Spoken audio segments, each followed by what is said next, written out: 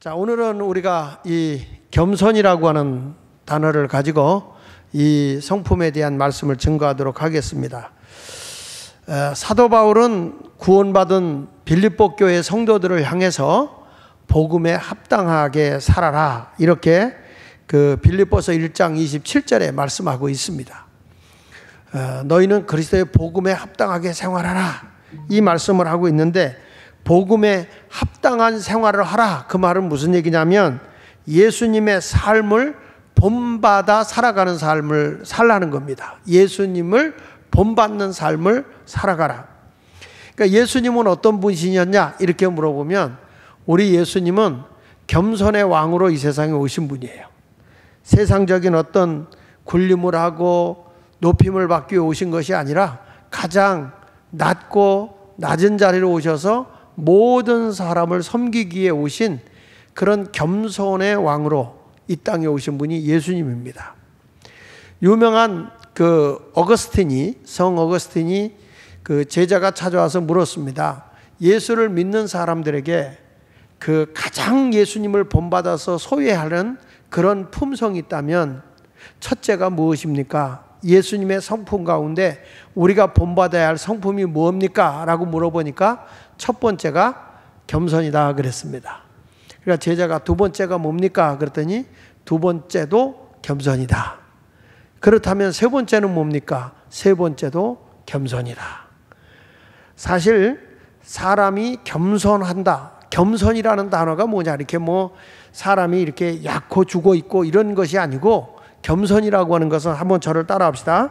남을 존중하고 나를 내세우지 않는 태도, 남을 존중히 여기고 자기를 내세우지 않는 태도를 겸손이라고 말씀합니다. 좀 더 구체적으로 얘기하면, 겸손이라고 하는 것은 내가 성공했을 때, 내가 잘 될 때 낮은 자, 작은 자의 손을 잡아주기 위해서 그보다 더 낮은 자리로 내려가는 것, 그것이 겸손이라는 거예요. 그러니까 내가 성공했어, 내가 잘 됐어, 그런데 나보다 부족하고 연약한 사람이 있어.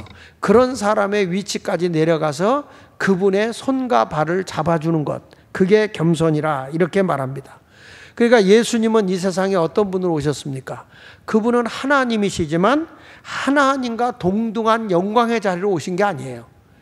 예수님은 사람의 모양, 사람의 옷을 입고 이 땅에 오셨지만, 이 세상에 오셔서 왕으로 태어났다 그러면은 궁궐에서 태어난다든지 근엄하게 권력 있게 힘 있게 이렇게 태어났다고 그러면 몰라도, 예수님은 그런 분이 아니라 가장 낮은 자리에서 목수의 아들로, 인간으로서 태어날 수 없는 말구유에 예수님이 출생해서 눕는, 그런 정말 인간으로서 낮아질 수도 더 이상 낮아질 수 없는 자리까지 예수님이 낮은 자로 오신 것입니다. 빌립보서 2장 6절로 7절에 보니까, 그는 근본 하나님의 본체시다, 원래 하나님이시다 그분이. 그런데 하나님과 동등됨의 위치를 취할 것으로 여기지 아니하시고 오히려 자기를 비워서 어떤 모습으로 왔냐? 사람 중에서도 종의 형체를 가지고 사람들과 같이 되셨다는 거예요. 그러니까 여러분, 예수님은 대단하신 분으로 오신 것이 아니라 아주 겸손한, 당시의 노예와 같은 자리에까지 내려가셔서 예수님은 겸손의 모습을 보여주신 분이라는 거죠. 사람이 겸손하게 살게 되면요, 덕 있는 사람이 돼서 사람이 막 모이게 돼요. 나 잘났다, 내가 힘 있는 사람이다, 권세 있고 그러면 아부꾼들만 모이지 진심으로 존경해서 그 사람 옆에 모이는 사람은 없어요. 우리가 신앙생활하면서 꼭 본받아야 될 것, 우리 자녀들이 세상에 나가서 사람들의 리더가 되고 어떤 경영자가 된다고 할 때는 그분이 겸손한 자리로 내려갔을 때 사람들이 따라오게 돼 있는 거고, 그 사람들을 중심으로 해서 리더십이 세워지는 거란 말이에요. 그래서 우리의 그리스도인에게 소중한 것이 겸손이기 때문에 이것을 어려서부터 우리 자녀들에게 가르쳤다면, 이들이 잘 됐을 때도, 성공했을 때도, 높은 자리에 올라갔을 때도 낮은 자리로 내려가서 남을 섬기는 자가 된다면 분명히 세상에서 그는 존경받는 훌륭한 지도자가 될 수 있을 거예요. 할렐루야. 이번에 우리나라의 대통령이 당선자가 윤석열 그분이 당선자가 됐어요. 왜 우리 국민들이 그분을 뽑았을까? 저는 생각해 볼 때 그래도 막강한 권력을 가지고 있는 사람들 앞에서 뭐 전 정권이든지 지금 정권이든지 법 앞에서는 모든 사람이 평등하다. 그걸 주장했던 사람이 그분이에요. 그러니까 저들에게 지금 현직 대통령도 전직 대통령도 잘못했으면 그 법 앞에 평등하게 살아야 된다. 이것을 끝까지 주장하고 지금 정권하고도 부딪히며 싸우면서 검찰총장으로 있을 때 잘려났지만 검찰총장에서 잘려난 뒤에 8개월 만에 그분이 대통령 당선자가 된 거죠. 이렇게 사람이 바뀔 수가 있나요? 근데 무엇을 그분에게 가질 수 있냐면 모든 것 법 앞에서는 평등하다는 거죠. 그러니까 자기 자신이 높아지려고 우쭐대려고 나온 게 아니라 왜 이 나라의 법치국가가 돼야 되지 않느냐. 그게 자유민주주의지. 힘 있는 사람은 봐주고 힘 없는 사람은 구속되고 이런 엉터리 같은 짓이 어디냐. 제가 지금도 국가권익이나 교육청하고 싸우고 있는 것 중에 하나가 분명히 우리가 범죄가 없어요. 범죄가 없음에도 불구하고 범죄를 저지른 거짓 공익제보자라는 사람의 편을 들어요.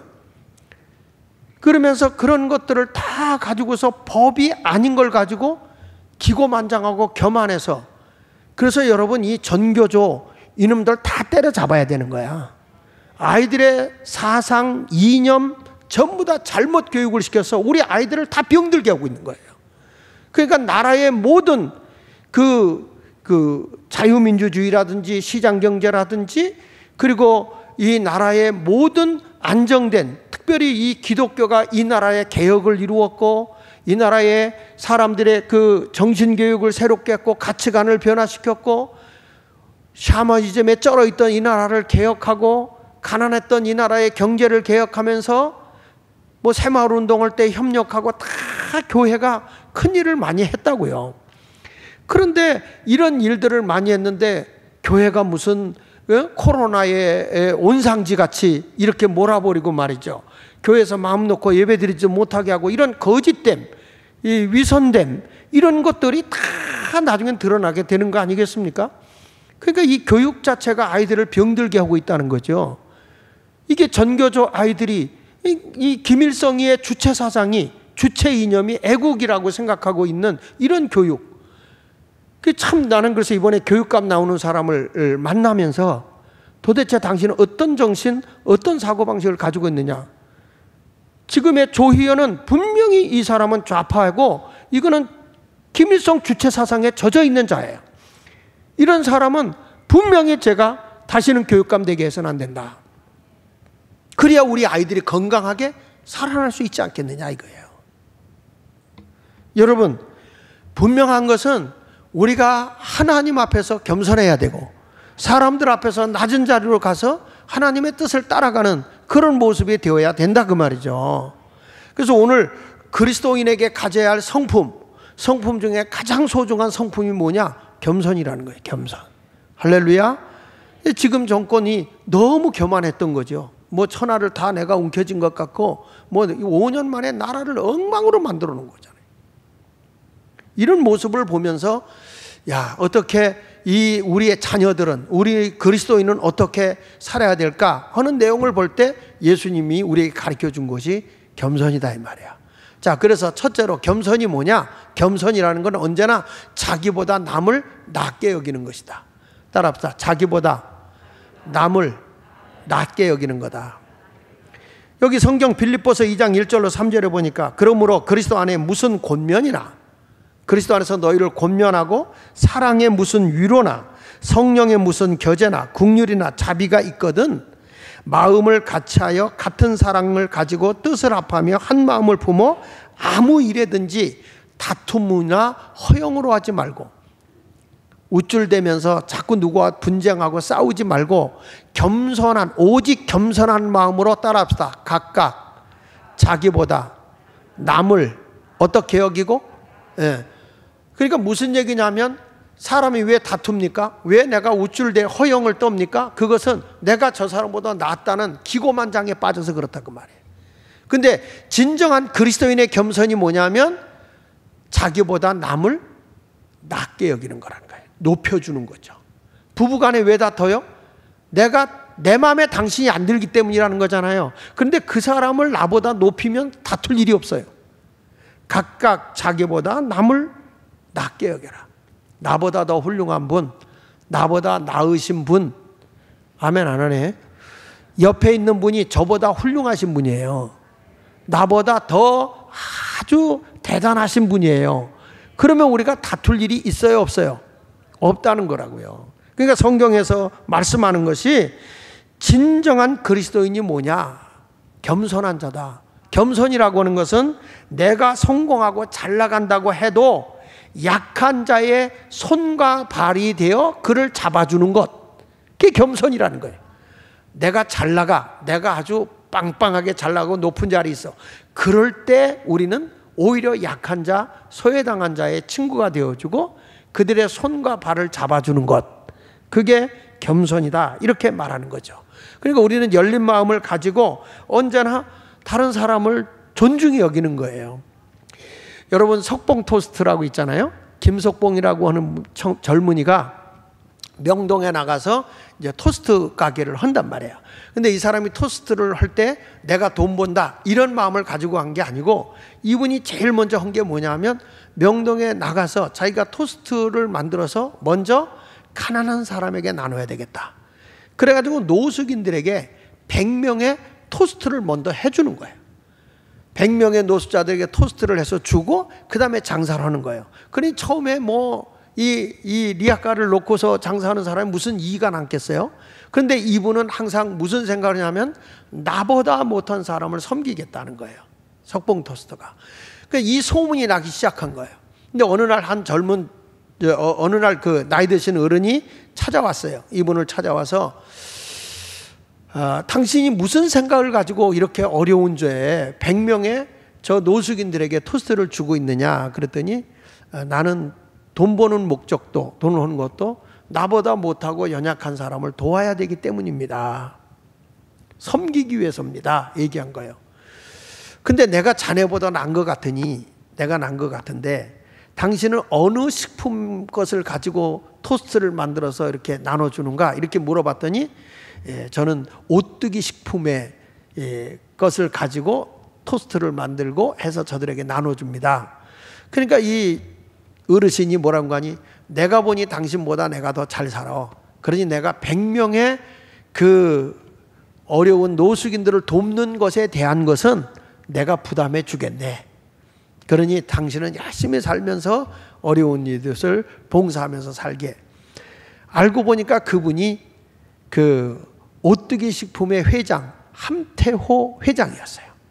근데 자기 자신을 밝히지 않은 거죠. 근데 이분이 그렇게 하면서 열심히 장사를 하는데 이 석봉토스가 이제 유명해져 가지고 체인점이 막 생기기 시작한 거죠.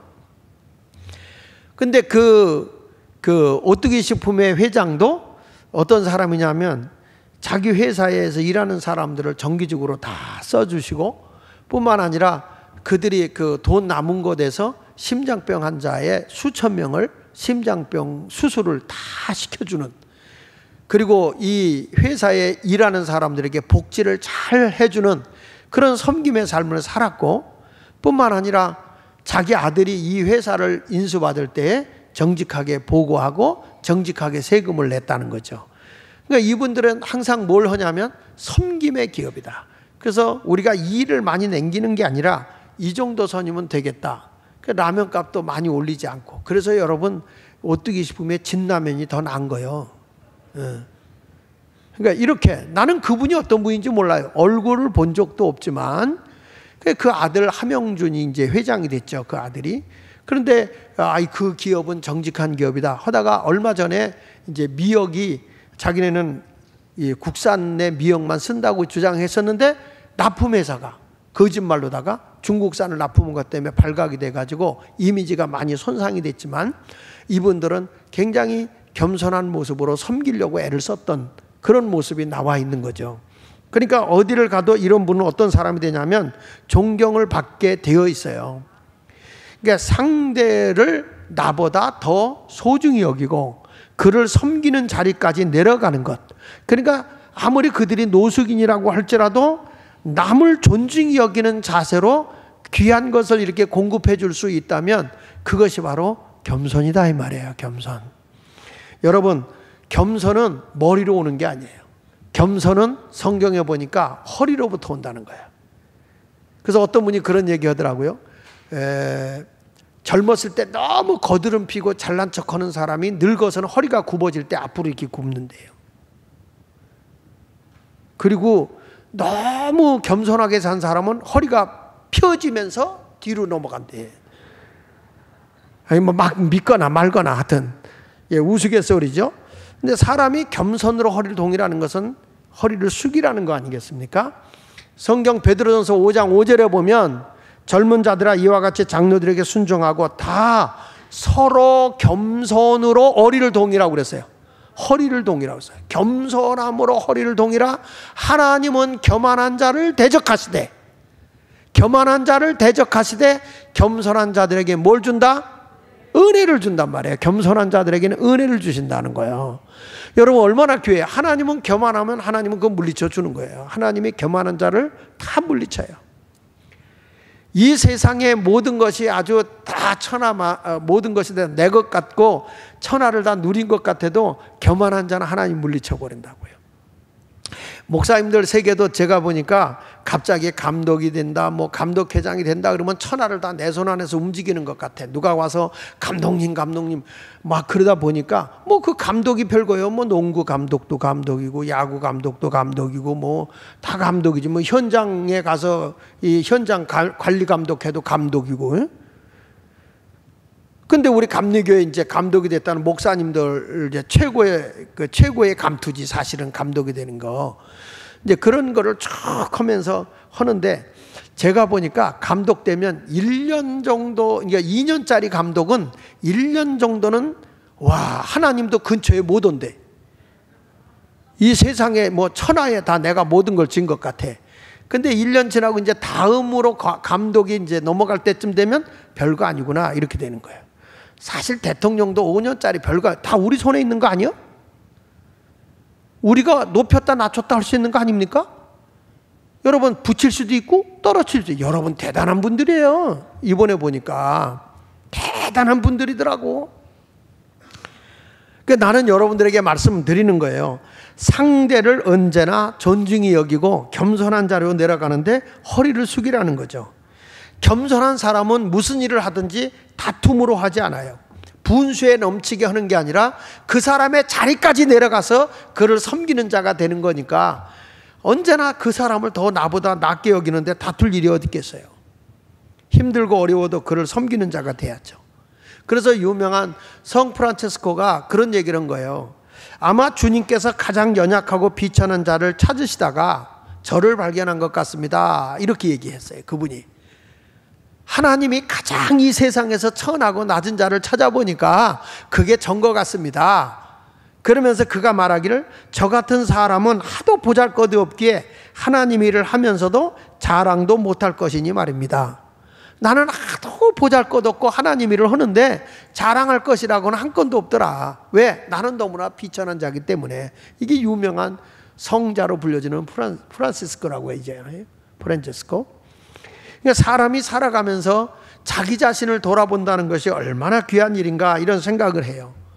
여러분 예수님은 만물의 주인이세요. 하나님이시잖아요. 그리고 하늘의 그렇게 위대하신 하나님이 하늘의 보좌를 버리시고 자신을 낮추고 약한 자의 친구가 되기 위해서 가장 낮은 자리로 오신 분이 예수님 아닙니까? 예수님이 높은 자리에 온 분이 아니에요. 돈 많은 분으로 온 자도 아니에요. 그저 겸손히 종의 모습으로 오셔서 사람을 섬기는 자로 오셨어요. 그러니까 메시아로 오셨음에도 불구하고 유대인들이 예수님을 환영하지 않잖아요. 아마 권력 있는 자, 궁궐에서 헤롯 왕 궁궐 같은 데서 아주 멋있는 그 왕비의 왕후의 아들로 태어나서 내가 왕이다 이렇게 태어났다면 얼마나 존경받겠어요. 근데 그 당시에 별로 인정받지 못하고 사람들이 천한 직업을 가지고 있는 목수, 우리도 과거에는, 지금은 뭐 목수 그러면 인테리어 업자가 돼가지고 존경받지만 많이 돈도 벌지만, 옛날에 목수 그러면은 돈을 못 벌었어요. 가난했어요. 그래서 사람들이 뭐라고 하냐면, 왜 목수가 가난하냐 그랬을 때 제가 어렸을 때 들은 얘기야. 하도 대패질을 하면서 깎아내서 자꾸 깎아내기 때문에 점점 오그라진다는 거야. 그래서 이 부자가 되지 못한다, 목수는. 그런데 지금은 인테리어 업자들이 좋은 걸 갖다 탁탁 붙이고 덧대고 막 이러잖아요. 그래서 부자 되는 것 같아. 그러니까 그 당시에 목수라고 하는 것은 천한 직업이에요. 근데 그 집에 아들로 예수님이 태어났으니까 가난하고 천한 자의 모습으로 이 세상에 오시니까 누가 환영을 하겠어요, 예수님이? 그러니까 예수님은 힘 있는 자도 아니고 돈 있는 자도 아니고 아주 겸손한 자로 이 세상에 오신 거죠. 이런 겸손한 자로 예수님이 오셨는데, 그 예수님이 항상 하시는 말씀이 언제나 모든 상대방을 나보다 더 나은 분으로 여겨라. 그것이 그리스도인의 자세라고 말씀하고 있는 것입니다. 로마서 12장 16절에 보십시오. 서로 마음을 같이하며 높은 데 마음을 두지 말고, 자꾸 높아지려는 데 마음을 두지 말고 도리어 어디에? 낮은 데 처하며 스스로 지혜 있는 채 하지 말라. 스스로 낮아지면서 잘난 체 하지 마라. 스스로 낮아지면요 떨어질 데가 없어요. 높아지면 떨어질 수 있지만 낮은 자리에 있는 사람은 떨어질 이유가 없는 거예요. 할렐루야. 그거 얼마나 소중한 일입니까? 그러니까 서로를 이렇게 헤아리면서 서로를 잘 알아가는 이 마음이 겸손한 거죠. 어느 날 이제 할머니 할아버지가 다복하게 잘 사셨어요, 부부가. 근데 어느 날 할아버지가 이제 몸이 안 좋아서 병원에 갔더니 의사가 일러주는데, 할아버지가 살 병이 아니라 이제는 인생을 마감져야 할 그런 병이 온 거예요. 근데 이 할아버지가 병원에 입원하고 난 뒤부터는 굉장히 태도가 바뀌는 거야. 어느 날 친구들이 이제 이 살병이 아니라 죽을 병이 걸렸다는 얘기를 듣고 이제 면회를 온 거예요, 병원에. 병원에 면회를 왔는데, 여보 약 먹게 물 좀 가져와. 근데 따뜻한 물로 가져와. 따뜻한 물을 가져다가 이제 약을 드시라고 줬더니 뭐라고 얘기하는 거니? 그 잔을 확 집어 던지면서 이렇게 뜨거운 물에다가 어떻게 약을 먹으라는 거야? 그런 소리를 지른단 말이야. 그러니까 이 아내가 미안한 마음으로 미안하다고, 그러고 가서 좀 물을 차게 해가지고 약간 좀 미지근하게 해가지고 갖다 줬어. 그랬더니 그걸 마시다가 갑자기 확 집어 던지면서 이렇게 찬 물로다가 어떻게 먹으라는 거야? 그러면서 소리를 막 지르고 화를 내니까 이 할머니가 거기다가 눈물을 흘리면서, 손님도 왔는데 당신의 행동이 이게 뭐냐고, 그러면서 밖에 나가서 우는 거야. 그러니까 친구들이 보기에도 너무 심한 거예요. 그래서 친구들이 이보게, 당신 몸도 안 좋은데 그렇게 화를 내고 그렇게 당신 아내인 사람한테 그렇게까지 모질게 할 필요가 없지 않는가. 그랬더니 이 할아버지가 이런 얘기를 하더래요.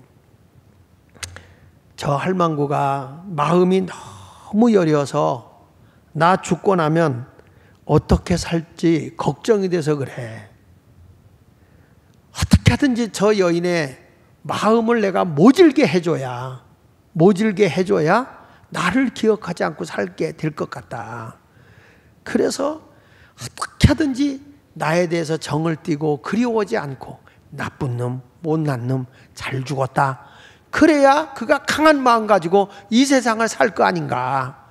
그러면서 눈물을 흘렸다는 거예요, 이 할아버지가. 그러니까 또 오늘 이 얘기 듣고 아멘. 그래 놓고 가서 막 성질 부리고 정띠나고 그래, 그런 게 아니고, 이 할아버지가 한 거는 일부러 한 게 아니라 그 아내의 연약한 마음을 강한 마음을 해주기 위해서 그렇게 했다. 그러면서 그 할아버지가 눈물을 흘렸다는 거예요. 마음이 아프지. 그러니까 아내를 헤아리는 마음으로 그런 말을 했다는 거죠. 우리가 세상을 살아갈 때 진정한 그리스도인이 된다고 하는 것은 언제나 나보다 남을 낮게 여기는 겸손한 자세를 가져야 세상에 나가서도 인정받는 사람이 될 것입니다. 두 번째 가서는 겸손이 뭐냐? 다른 사람들의 일을 기쁨이 되도록 돌보는 거예요. 여러분, 내가 남의 어려운 일을 돌봐주잖아? 그런 게 짜증이 아니라 부담이 아니라 기쁨이 돼야 되는 거예요. 바울은 그런 얘기합니다. 너희들이 자기 일도 열심히 해야 되지만 그것이 또 남의 일도 잘 돌아보는 것이 이 지도자인 바울이 보기에 기쁨이다. 그 기쁨이 됐으면 좋겠다. 오늘 성경 말씀 빌립보서 2장 4절에 보니까 각각 자기 일을 돌볼 뿐더러 남에게 폐를 끼치지 말고 믿는 사람은 언제나 자기 일을 열심히 해라. 남의 도움을 입고 살려고 하지 말고 자기 일을 잘 돌볼 뿐 아니라 또한 각각 다른 사람들의 일을 돌보라.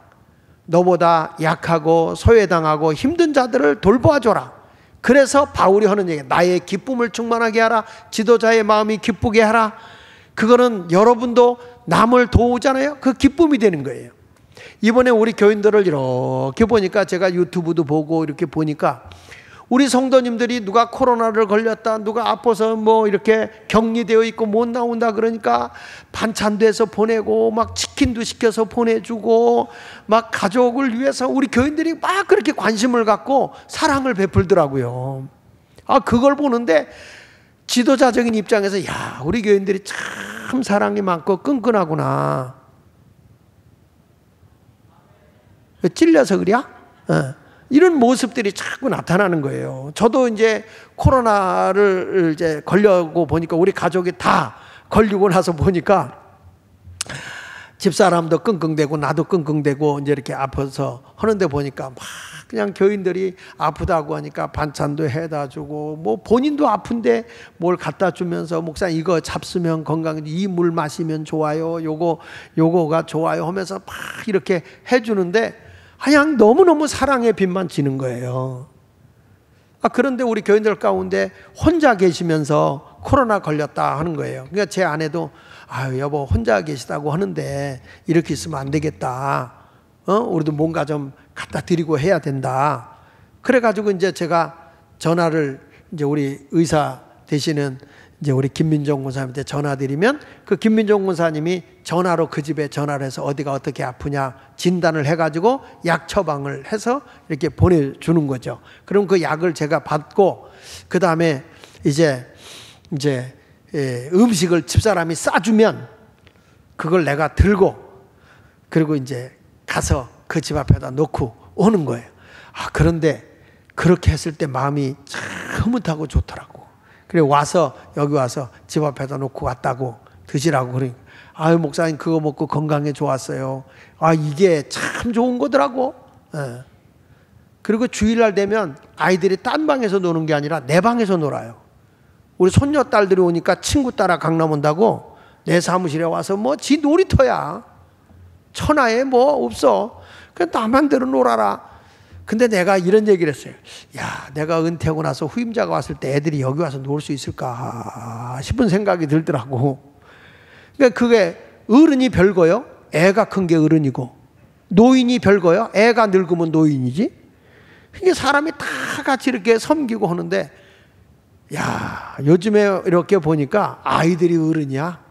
다 어른들한테 훈계할 거 다 하고요. 다 야단칠 거 야단치고 그럽니다. 이제는 세상이 달라졌어요. 근데 이제는 그러지 말라는 거죠. 성경은 뭐냐면 겸손하라는 거예요. 나보다 남을 낮게 여기고 다 높여주라는 거죠. 근데 이렇게 우리가 하기 위해서 성경에 있는 말씀에 보니까 항상 다른 사람의 일을 돌봐 나의 기쁨을 충만하게 하라. 그래 놓으면서 5절에 너희 안에 이 마음을 품으라. 곧 그리스도 예수의 마음이니 그는 근본 하나님의 본체시나 하나님과 동등됨을 취할 것에 여기지 아니하고 오히려 자기를 비어 종의 형체를 가지사 사람들 같이 되셨고 같이 8절을 봅니다. 시작. 사람의 모양으로 나타나사 자기를 낮추시고 죽기까지 복종하셨으니 그 십자가. 예수님이 어느 자리까지 낮아졌냐면 인간이 가장 끔찍한 죄를 범하고 죽은 게 십자가의 형틀이에요. 예수님이 그 자리까지 낮아진 거예요. 인간이 가장 극악한 존재의 자리까지 낮아진 거예요, 예수님이. 그러면서 우리의 죄를 다 담당해 주신 분이 예수님이죠. 그러니까 우리 예수님의 겸손은, 겸손한 사람은 꼭 그런 거예요. 겸손한 사람은 어떤 사람을 겸손한 사람이라고 하냐면, 같이 한번 읽어볼까요? 시작. 자기 일을 돌보고 다른 사람의 일을 돌봐주는 사람. 다시 시작. 자기 일을 돌보고 다른 사람들의 일을 돌보아 주는 사람이다. 그 얼마나 여러분 귀한 게 있어요. 자기는 누구한테 폐를 안 끼치면서도 자기 일도 열심히 하지만 남을 돕기 위해 노력을 하는 거야. 이런 사람에게는 덕이 끼치죠. 사람이 많이 모이죠. 자기 욕심이고 자기중심적인 사람에게는 사람이 안 와요. 근데 자꾸 남에게 폐는 안 끼치면서 남을 도와주려고 그래. 자꾸 도우려고 애를 써. 이런 분에게는 덕 있는 사람이에요.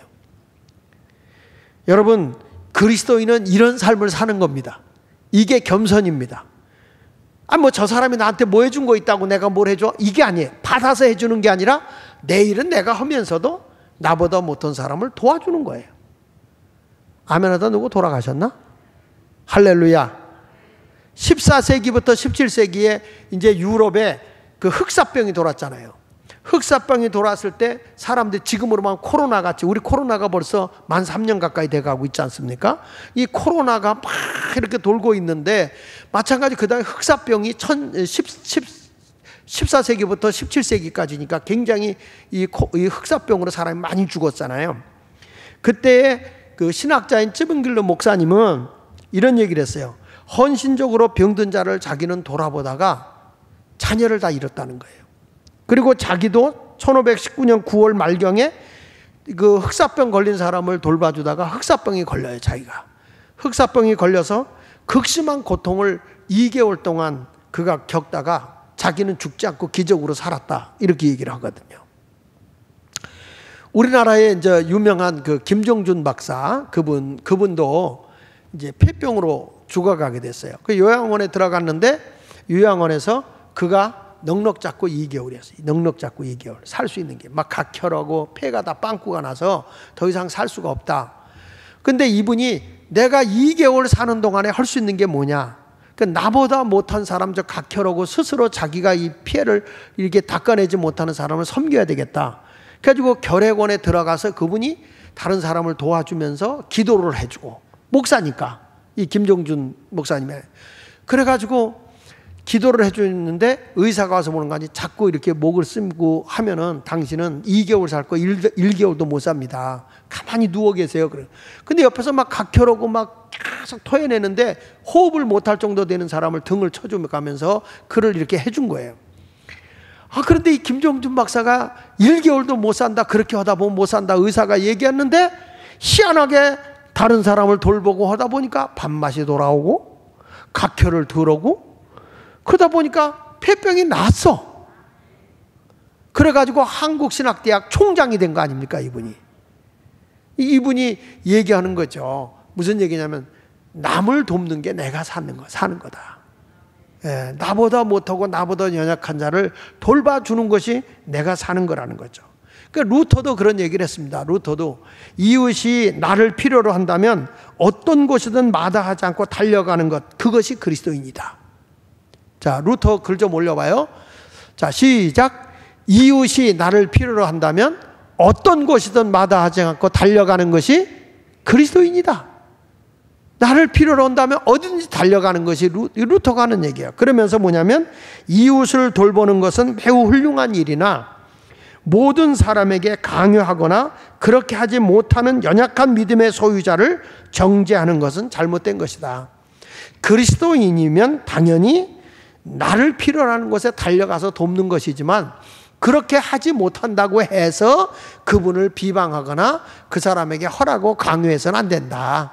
그 사람은 그 나름대로 연약한 믿음이니까 그래도 그에 대해서 강요하지 마라, 이렇게 얘기하는 거예요. 그러니까 그리스도인은 언제나 약한 자를 돌봐주는 게 그리스도인이지만, 강요에 의해서 하는 게 아니라 스스로 우러나와서 해야 되는 거죠. 여러분, 이런 기쁨이 있어야 될 줄 믿습니다. 그러면 우리 자녀들이나 우리의 그 청년들이 이런 겸손한 마음을 가지고 살아간다면 세상에서 여러분 당연히 지도자가 안 되겠습니까? 다 사람이 따르지 않겠어요, 그런 분을? 그리고 그런 분이 회사를 경영한다 한다면 사람들이 얼마나 존경하고 따르겠습니까? 이 겸손이라고 하는 게 그만큼 중요한 거예요. 칼빈도 이런 얘기를 했습니다. 우리 각자가 서로에게 빚을 지고 있는 사람들로서 목회 사역에서 무언가 필요할 때 그 누구보다도 우리가 빠져서 안 되기 때문에, 목회자로서 안 되기 때문에 흑사병에 걸린 사람들 중에 몇 사람만이라도 목숨을 건지기 위해 위험을 감수하고 돌아보아야 한다. 아무리 위험한 지경에 있다 할지라도 그것에 뛰어들어가야 된다. 이런 얘기를 하고 있는 것이죠. 저는 이번에 보면서 우리나라가 굉장히 그 사회주의 가깝게 이렇게 흘러가고 있고 기독교가 굉장히 어려움 속에 차 있는 임계점에 와 있었다. 물이 100도가 되면 물이 끓어서 팍팍 넘잖아요. 임계점이 와 있었다. 그러니까 이런 때가 왔는데, 왜냐하면 내가 이제 당해보고 내가 우리 이런 여러 가지 일을 겪으면서 보니까 정말 심각하다. 죄가 없어도 내 편이 아니면 적폐고 막 이렇게 되는 거예요. 그러니까 저 약자가 거짓말로 고발을 해도 그것은 받아주고, 이쪽은 강자라고 생각하고 우리는 무조건 적폐로 몰아서 죄인으로 몰아버리고 학교를 문 닫으라고 하고, 이런 모습들을 하면서 야, 이거는, 그래서 지금 법령을 요즘에 이렇게 쭉 찾아보면 우리 학교는 전혀 지원을 교육청의 지원이 하나도 없는 학교이기 때문에 우리 학교는 감사 대상도 아니더라고요, 법령을 보니까. 근데 이런 것들을 보고 다 우리 학교에 와서 막 이게 이 기독교에서 하는 학교, 우리 학교만 한 게 아니라 사립학교, 기독교에서 학교는 다 이 똑같아. 행정 직원을 선동을 해가지고 공익제보다 해가지고 잡았는데, 그 놈들을 보니까 시민연대하고 전교조 운동권에 있었던 그런 완전 그 주사파들에 속해 있는 존재들이었더라고요. 그래서 저들을 우리가 고발해놓고 지금 이렇게 싸우고 있는데 그게 쉬운 게 아니잖아요. 그러니까 이런 일들이 굉장히 제가 다가오는 걸 보면서 이렇게 가서는 나라가 어떻게 될까 심각함이 온 거예요. 이걸 보면서 여러분, 우리는 어떤 모습으로 가야 되느냐, 우리가 감당하기 어려운 시기가 왔을 때도 우리는 내일까지 잘 된다고 하는 보장이 없어요. 이럴 때 우리 교회는 더욱 어떤 모습으로 가야 되냐, 낮은 자의 자세로 가서 섬기는 모습으로 가야 되겠다. 할렐루야. 한국교회가 침체가 되고 지금 이런 계기를 통해서 한국교회가 너무 어려움 속에 지금 빠져 있어요. 그래서 이번에 월요일부터 이제 뭐가 이루어지냐면 오살리 기도원에서 교역자 1만 명 모여서 한국교회 살리기 대회를 합니다. 거기에 이제 제가 강사로 가기 때문에 이제부터는 저는 교회 깨우는 운동으로 갈 겁니다. 한국교회 세우고 한국교회가 정말 지도자 키워내는 한국교회, 하나님의 말씀으로 성령의 불이 붙어 나가는 기도운동이 일어나는 교회. 왜냐하면 저는 하늘산에 신학교 다닐 때 이 오살리 금식기도원에 가서, 조그만 데 가서 거기서 눈물 흘려가며 기도하며 거기서 성령 받고 은사 받고, 난 지금도 기억나는 게 그 기도굴에 들어가서 막 기도하다가 성령의 불 받고 은사 받고 난 뒤에 목사들의 설교가 목사 설교 같지가 않아. 이게 사탄이 가버서 나를 교만하게 만든 거지. 그래가지고 내가 다니는 교회, 인천의 상곡감리교회에 있는 그 교회, 지금도 기억나, 전덕일 목사님이라고, 다 은퇴하신 분이지만 그 목사님들한테 내가 전화해가지고 목사님 나 설교 좀 시켜주세요 그랬다니까. 그랬더니 그 신학교 1학년생이 되게 건방질 거 아니에요. 그러니까 더 배우고, 그리고 얼마나 창피해. 그래도 내가 너무 하고 싶어서 그 고아원에 가서 고아 애들 데려놓고 설교했던 그 생각이 나. 근데 그 설교 테이프를 들어보니까 뭔 설교인지 나도 잘 모르겠어. 더 못하면서도 이게 교만이 들어오는 거예요. 그걸 보고 제 숙부 되신 장광용 목사님이, 작은아버지가 아무것도 못하고 뭐 이 새끼 저 새끼 소새끼 말새끼 개새끼 하면서 가만히 자빠져 있으라고 말이야. 막 그러면서 막 야단치고, 그때부터 이제 훈련받고, 그러면서 영적으로 이게 순간적으로 교만에 사로잡히면 양심 역사하는 거구나. 그것은 이제 많이 깨닫게 됐던 거죠. 근데 이번에 한국교회를, 목회자들을 깨우는 일에 첫 번째로 제가 그때 은혜 받고 했던 오살리 순복음 금식기도원에서부터 스타트가 된다고 하는 것이 난 너무 행복한 거예요. 그때 불 받았던 역사를 저들에게 전할 수 있는 계기가 되기 때문에 너무 좋아요. 지금 기도원 불 다 꺼졌고, 한국교회 기도불 다 꺼졌고, 성령불 다 꺼졌고, 이런 교회 살려야 되는 거 아닙니까? 건물만 크다고 되는 거 아닙니다. 성령의 역사가 일어나야 되고, 그리고 하나님이 우리 교회에 줬던 그런 밴드 목회, 평신도 목회라든지, 그리고 우리에게 이렇게 인성교육을 통해서 지도자를 키워내는 이런 알티바이블을 하나님이 우리에게 줬잖아요. 엄청난 콘텐츠를 우리에게 내용을 가지고 있는 거예요. 그 아멘을 뭔지 모르니까 안 해도 그냥 아멘이나 해요. 좋은 거예요, 좋은 거. 뭐 내가 목사가 정치할 건 아니니까 내가 할 수 있는 건 뭐냐? 한국교회 깨우는 운동 할 거죠. 여러분들도 열심히 이제 돈 많이 벌어서 한국교회 살리는 운동에 같이 동참하시고, 다 여러분들이 이제 기도 운동 일어나야 돼요. 불 받아야 돼요. 금요 심야 기도도 와서 예수마을교회 뭐 담임 목사는 뭐 성령 받으라는데 우리 교인들은 냉랭하면 안 되잖아. 저도 부흥 강사 있는 교회 가서 부흥하는데 불이 다 꺼진 교회 가보면 어떻게 저걸 가지고 부흥회를 다니지? 이런 생각이 드는 거예요. 다시 한번 우리 교회도 다 한국교회를 살리기 위해서 우리가 불붙어 나가야 돼요. 그런 모습이 있기를 예수 이름으로 축복합니다. 자, 성경은 우리에게 계속 얘기합니다. 겸하는 멸망이다. 겸손해라. 잠언 18장 12절에 보면 사람의 마음에 겸하는 멸망의 선봉이다. 겸안하면 망하는 거예요. 어떤 사람이 거드름 피고 가잖아요. 저거 곧 망하겠다 이렇게 생각해도 돼요. 근데 겸손은 뭐라고 그랬어요? 존귀의 앞잡이야. 아주 존귀한 사람이 되는 거야. 귀하고 존중받는 사람이 되는 거예요. 우리 모두는 겸손한 그리스도인의 품성 가운데 가장 소중한 것, 첫째도 겸손, 둘째도 겸손, 셋째도 겸손. 겸손이 뭐냐? 나보다 남을 낮게 여기는 것이요. 그 다음에 내 일은 내가 열심히 하면서 남을 잘 돌봐주는 것, 이게 겸손이라는 것이잖아요. 잠언 29장 23절에도 보니까 사람이 교만하면 낮아지게 되겠고 마음이 겸손하면 뭘 얻으리라? 영예를 얻는 거예요. 영예. 사람이 영광을 얻고 명예를 얻는 거야. 사람이 겸손하면 저 사람 뭐 이렇게 무시당하는 것 같지만 겸손하면 할수록 사람이 인정받는 겁니다. 할렐루야. 예수님이 이 세상에 오셨을 때 세상에 자랑할 것이 아무것도 없었어요. 근데 겸손한 모습으로 겸손의 왕으로 인류를 구원한 거 아닙니까? 성경 이사야 53장 2절로 3절에 이사야 선지자가 예수님에 대해서 이렇게 말한다고요.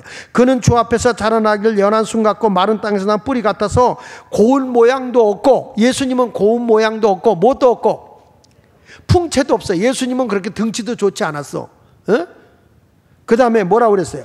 우리가 보기에 흠모할 만한 아름다운 것이 없다. 그러니까 교회가 부흥되려면 둘 중에 하나라고 그러잖아요. 잘생겼든지, 목사가 잘생겼든지, 아니면 불쌍하게 생겼든지. 불쌍하면 도우려고 오는 거고, 잘생긴 거 보려고 오는 거고. 우리 교회는 이제는 후임자는 잘생긴 사람을 좀 뽑아서, 하여튼 예수님은 흠모할 만한 것이 없어요. 할렐루야. 보세요. 그런데 예수님의 사진은 너무 잘생겼어. 미남이야. 은혜 받은 사람이 그래서 그랬겠지. 그는 멸시를 받아 사람들에게 버림받고 강고를 많이 겪었으며 질고를 하는 자라. 마치 사람들이 그에게서 얼굴을 가리는 것 같이 멸시를 당하였고 우리도 그를 귀히 여기지 아니하였도다. 예수님이 이 세상에 오셨을 때 아무도 영접하지 않아요. 메시아로 왔었지만 유대인들이 영접하지 않았어요. 요한복음 1장 11절에 말씀하잖아요. 예수님이 어때? 자기 땅에 오매 자기 백성이 영접하지 않았다는 거예요. 예수의 가장 낮은 자리로, 목수의 아들로, 그리고 말구 위에서 출생하시고 예루살렘 성의 십자가에 못 박혀 돌아가셔야 할 때 말을 타고 그러면서 가면 예수님이 대단하신 분이다 이렇게 보일 텐데, 나귀 새끼 타고 어린 나귀를 타고 띠뚱띠뚱 오고 가니까 얼마나 우습겠어요. 그러니까 예수님은 그렇게 천한 자로 오셔서 십자가에 죽어지면서까지 하나님의 미랄로 사신 거예요. 요한복음 12장 24절에 보니까 내가 진실로 너희에게 이르노니 하늘의 밀이 땅에 떨어져 죽지 않으면 하늘 그대로 있고 죽으면 많은 열매를 맺는다. 할렐루야. 많은 열매를 맺자. 하늘 밀알이 땅에 떨어져 죽으면 그 성경에는 썩으면이 아니야. 죽어야 되는 거죠. 저는 참 특이한 것이 모든 것이 죽어야 살아. 그렇죠? 모든 씨는 죽음으로 사는 거야. 우리 자신도 주를 위해서 죽으면 살아요. 오늘 말씀을 통해서 우리 모두 하나님의 영광을 위해 살아가는 자가 되시기를 예수 이름으로 축원합니다. 여러분, 그 전에 제가 그런 얘기 했잖아요. 에모리 대학에 제임스 교수가 있었잖아요. 그분은 이제 캔들러, 그러니까 에모리 대학 안에 있는 신학과가 있거든요. 신학교. 그 캔들러라고 하는데 그 신학교 교수였어요. 근데 이분은 1947년부터 1950년에 미국 정보계에 있다가 1950년도에는 우리나라 연세대학 교수이기도 했어요.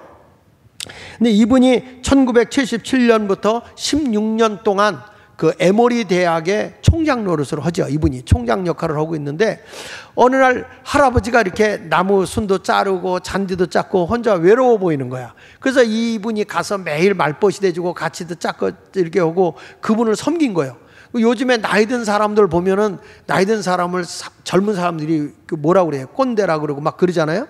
근데 이게 사람을 잘 높여줄 줄 알아야 되는 거야. 그게 겸손이거든요. 어르신들을 잘 섬기는 것이 겸손인데, 이제 이 제임스 레이니가 잘 섬기는 거예요. 그러니까 이게 하루 이틀이 아니고 너무너무 잘하는 거예요.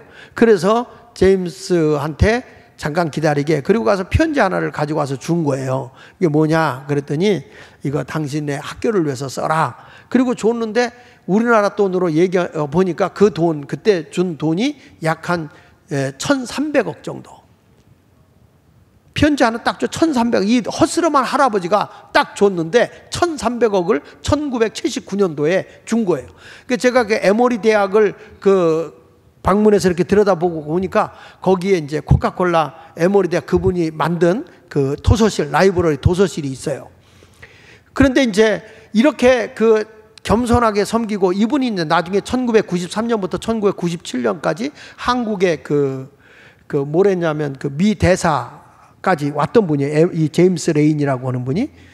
근데 뭐 이거는 확인된 건 아니지만 나중에 이제 이분이 돌아가신 뒤에 그 제임스 레인이 편을 통해서 자기의 재산 약 3조 25억 달러를 기부하고 그 다음에 코카콜라 5% 그 주식분을 주어서 그 에모리 대학의 그 빌딩도 짓게 하는 그런 역할도 했다는 것이죠. 여러분, 이 제임스 레인이 어떻게 그러한 이 코카콜라 창립 회장이었던 로버트 우드로프라고 하는 사람을 통해서 그런 후원을 받을 수 있었냐면 한마디로 겸손히 어른을 섬겼다는 거예요. 겸손함이 그렇게 위대한 힘이 있는 거예요. 여러분, 겸손해서 1,300억을 번다면, 응? 겸손한 삶을 살아가는 게 그만큼 사람에게 덕을 끼치는 거예요. 그래서 오늘 말씀의 결론을 맺습니다. 여러분, 얼마나 귀한 말씀인지 몰라요. 우리 그리스도인들에게 가장 소중한 것, 덕목, 예수님의 품성 가운데 앞으로 미래에 우리 모두가 다른 사람을 섬기고 다른 사람에게 존경받는 삶을 살기 위해서 또 훌륭한 리더자가 되고 그리고 덕을 끼치는 그런 최고의 경영인이 되려고 하면 겸손의 사람이 돼야 된다는 거, 이걸 꼭 기억하고 우리는 이번에 겸손의 삶을 통해서 하나님께 영광이 되고 여러분에게는 크게 하나님께로부터 높임을 받는 큰 사람이 되시기를 예수 이름으로 축원합니다. 기도하겠습니다.